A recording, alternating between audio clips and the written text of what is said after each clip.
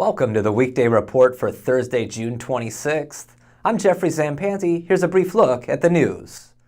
The effort to dissolve the village of Silver Lake is continuing to move forward. Jill Roselle filed this report.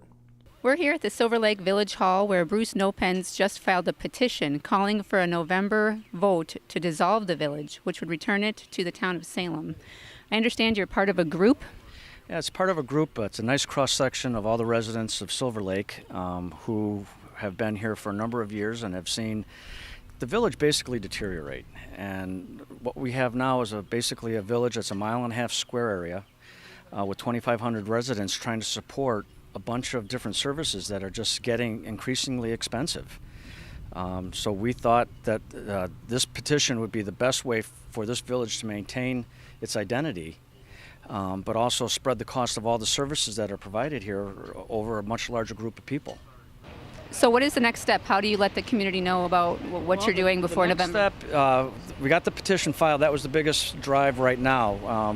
Phase 2, which we're calling it, is going to be getting out to the community and helping them understand what we're going to lose and what we're going to gain in this whole process. And hopefully over the next 4 months, everybody will understand this is a vote for the people of this village. You either agree with what we're going to try to do or you don't. And I'm hoping that we get our message out clearly and that people understand it and come out and vote yes to dissolve this village. Thank you very much. For the Kenosha News, this is Jill Roselle. Thanks, Jill. City officials are working to make sure graffiti sprayed on the side of the former Heritage House is removed in a timely fashion.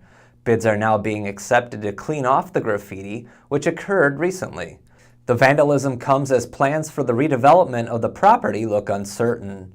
Developers floated a plan last year to turn the building into a boutique hotel. Meanwhile, the state announced Wednesday that a tax credit program for historic buildings is being put on hold due to high demand. A tree planting was held this morning at the Kenosha International Noble Garden of Peace at Wolfenbuttel Park. The garden commemorates the 31st World Congress of Poets, which was held in Kenosha in 2011.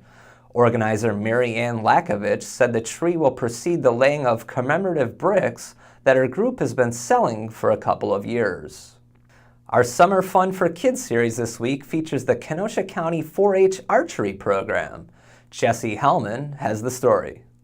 A couple of days a week, the parking lot at the Kenosha County Center is host to an unusual group, a dozen kids with bows and arrows.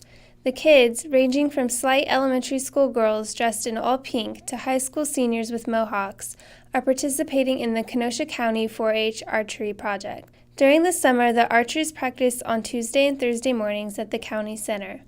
In the evenings, earlier in the year, they use the facilities at Kenosha, Bowman, and Bristol. The 4-H archers season starts in the spring and continues through the county fair, where they compete against their own personal records to win ribbons. Students who are interested in the 4-H archery project can learn more by going to the Kenosha County Extension website or calling the Extension office at 262-857-1945. For the Kenosha News, this is Jesse Hellman. What's trending today? The Milwaukee Bucks have the second overall selection in tonight's NBA draft, and Duke forward Jabari Parker says he believes he'll be the team's pick. What do you think they should do? Tell us on our Facebook page. Up next are Brian Sharkey and Liz Snyder with some get-out entertainment ideas. Hi, I'm Brian Sharkey. And I'm Liz Snyder with your entertainment news. This week we take a look at the newest roller coaster at Great America. Goliath is the world's fastest, tallest, and steepest wooden roller coaster, and it's quite an addition to the Six Flags Park in Gurnee, Illinois. Friday's Get Out section offers more on Goliath, plus a guide to all of the Great America coasters and tips on how you can get the biggest bang for your buck at the theme park. That's right. And look in today's Kenosha News for Liz's column with our impressions of Goliath after riding the coaster. We survived, barely. The Get Out section also looks ahead to the July 4th holiday weekend. We detail where to find live music, parades, fireworks, aquanauts, and even flying dogs in Kenosha County. And this weekend, the kids from Wisconsin are back in Kenosha for a show at St. Joseph Catholic Academy. And the Racine Theater Guild has a musical tribute to Rosemary Clooney. The big movie opening this weekend is Transformers: Age of Extinction, with a whole new cast battling those robots. For all these stories and more, see Friday's Get Out Entertainment section. I'm Brian Sharkey. I'm Liz Snyder. Get out and have some fun. Thanks, Brian and Liz. Now here's a look at what we're working on today. A lawsuit is changing the way Kenosha County Jail inmates can receive magazines and books. Janine Anderson is pulling together the details. And Joe Roselle is looking into a major road closure that will affect traffic in the Lake Geneva area next week.